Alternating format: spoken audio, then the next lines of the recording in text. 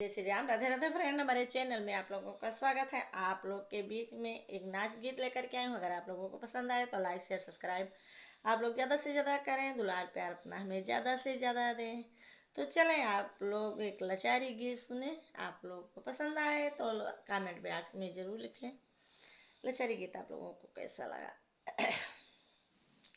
अरे पायल बिना मनवा, पायल बिना मनवा, पायल बिना मनवा ना लागे राजा, पायल बिना मनवा ना लागे राजा, पायल बिना मनवा ना लागे राजा। पायल बिना मनवा, पायल बिना मनवा, पायल बिना मनवा ना लागे राजा, पायल बिना मनवा ना लागे राजा।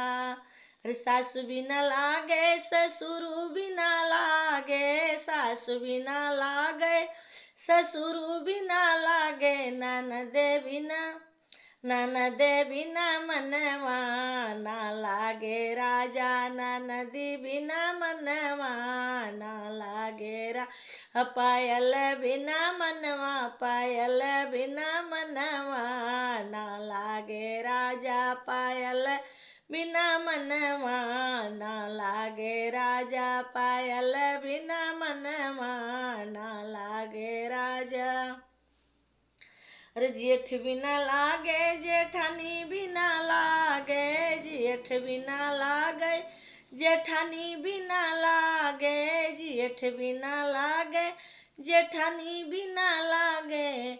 देवर बिना मनवा, देवर बिना मनवा ना लागे राजा, देवर बिना मनवा ना लागे राजा, देवर बिना मनवा ना लागे राजा। पायल बिना मनवा, पायल बिना मनवा ना लागे राजा, पायल बिना मनवा ना लागे राजा, पायल बिना मनवा ना लागे राजा।